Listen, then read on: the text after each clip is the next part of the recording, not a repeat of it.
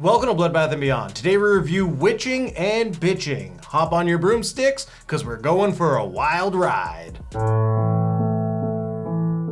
Directed by Álex de la Iglesia, starring Hugo Silva, Mario Casas, Jamie Ardones, Carolina Bang, and Torelli Pavez. This movie's a tough one to kind of consolidate into a very small summary. A couple armed robbers steal a bunch of gold, jump into a taxi, heading to France, but they have to take a little detour through a witch town, which is exactly what you think it is. It's a town full of witches that have their own agenda. They are trying to eat young boys and fulfill their witchy prophecies. This is a recommendation from Mr. Awesome over on Patreon. He's been wonderful at recommending so many cool movies for us to check out, and this is one that he's recommended quite a bit. And I'm happy it came up, especially in conjunction with something we recently watched, which was Perdita Durango from the same director. He's got so many different storylines and all types of weird cinematography. So we've only seen 2 of his films now. Day of the Beast we haven't seen yet, but we do want to check that out. But thank you, Mr. Awesome. We appreciate it. Let's talk about our likes. There's gonna be some spoilers in this review because there's so much shit that happens,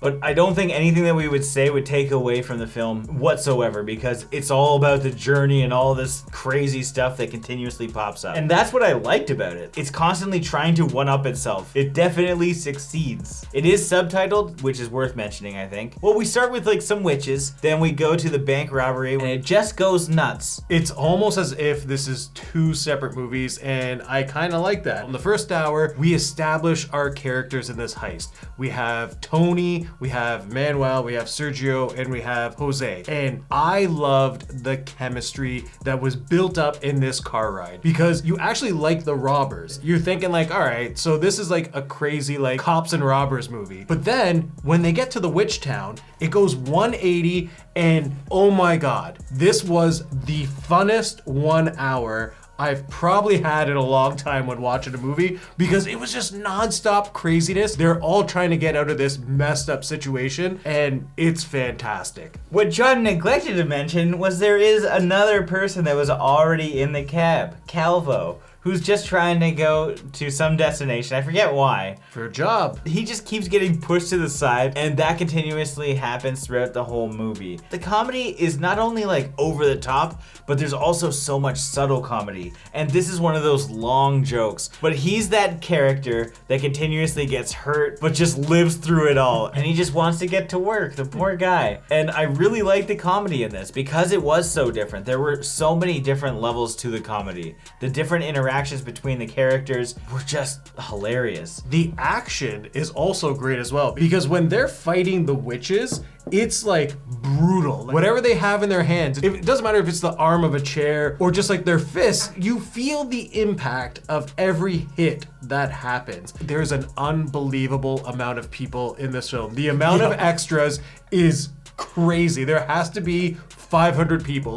This is almost putting Lord of the Rings to shame. Honestly, I thought that at times. And hell, we get a massive big ass orc at the end with fat titties. So I'll have to blur all of it because it's 90% titties. That's what's fun about this story. The foreshadowing is great. They tell you exactly what's gonna happen. We've got this kid who's supposed to be the prophecy, who's gonna get eaten and rebirth through this witch's butt. And they show the whole thing when they first enter into the small village, and they follow through with it. And this is all coming from just a heist. Dude just wanted to get some money for little Sergio here so he can pay some alimony, and that's it. That's what also adds to the humor of the film, because when he tells his story, every single person is just yeah, man, I hate women as well. But at the same time, they also acknowledge how sexist it is. There's one guy, Tony, he's not all women, just the women that you're dealing with right now. It's good stuff. And the witches themselves are great. They walk on walls, they're jumping all over the place, they all have unique looks. We got a babe and Eva, holy shit. And our main witch is just cool and creepy. She's teleporting all over the place. She's putting in metal teeth and biting people. She's nuts. Yeah. I mean, they're all crazy. They're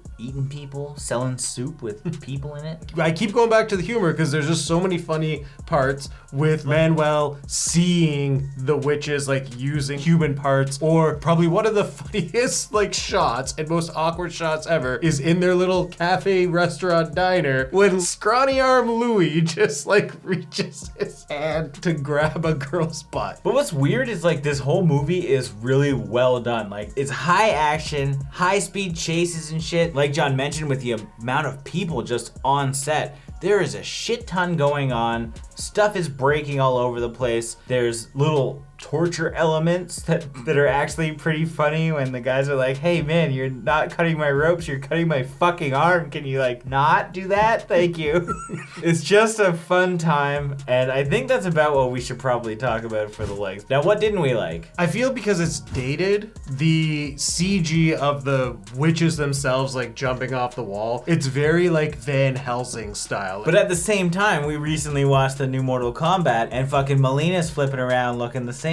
So I don't think it is dated. I think people just suck at doing wire moves. When they're like crawling on all fours on the walls, it does look fake. I think there are a lot of situations that are done poorly in this film, simply because there's so much going on that I think they just were like, you know what, this is a quick enough shot, this is passable, and we have so many other cooler things happening. I think that's what it probably comes down to, but it is noticeable. Like, everything seems pretty tight, and then you'll see, oh, rocks are falling or cracks are happening in a ceiling, and you're like, oh, that's so bad, and the CG looks like shit, but it's like 1 or 2 seconds, and you're like, okay, I'm done with that. Now we're moved on to like something bigger and badder. As much as I praise the character development in the first half of the film, it was the second half with the situation with Tony, Jose, and Eva that kind of felt rushed. It just was really awkward because they didn't have that much screen time together. So I don't like, it's not like a love at first sight thing. Like the whole Jose like winning over the witches just didn't feel natural. I think what it was he was frightened. You just have to say that you like her and then everything will be good. There are weird decisions, but I mean, like I said, it's a weird fucking movie. And if you've seen it, let us know your thoughts. I'm very interested. I don't have any other dislikes beyond weird story decisions, which are mainly the director's intent or the writer's intent. So not too much of a criticism on my part. Now it's time for our final thoughts and ratings. Witching and Bitching was a fantastic movie. I had an absolute blast. Everything is really well done. I liked our actors. I liked the comedy. It's just funny through and through. Like there's so many weird and awkward moments that adds to these random guys being in a witch's fucking cave, and you're just like, what is fucking happening at this point? You're gonna have a good time. We neglected to mention the cinematography, but it is extremely well done. And I think if I were to watch another Álex de la Iglesia movie, I'd probably recognize some of his work. After watching 2 of his movies, it kind of is starting to make sense. There are some issues with some of the CG, but at the end of the day, I really liked it, so I would recommend it. So I'm gonna give this 4 sexy Evas squeezing the frogs and riding the broomsticks out of 5. If you watch this whole review, you know exactly what the rating's gonna be. This film is fantastic. It's one of those movies that I would totally recommend. There was so much going on. I loved all our characters. The actors did a fantastic job and had great chemistry. The cinematography was great. Yeah, I can see how the CG kinda is cheesy, but I could really care less when you have like robbers being hunted by witches. There really isn't much more I could say because all I've done is praise this film. If you get a chance, watch it. So with that being said, I give this film 4.5 SpongeBob SquarePants packing heat out of 5. As always, thank you for watching. Like this video and comment below with your thoughts on the film if you've seen it. If you haven't and you do want to check it out, links are in the description. And if you want the opportunity to recommend a movie for us to review, check out the Patreon link, also in the description. And if this is your first time here, make sure you subscribe to the channel to stay up to date with everything Bloodbath and beyond.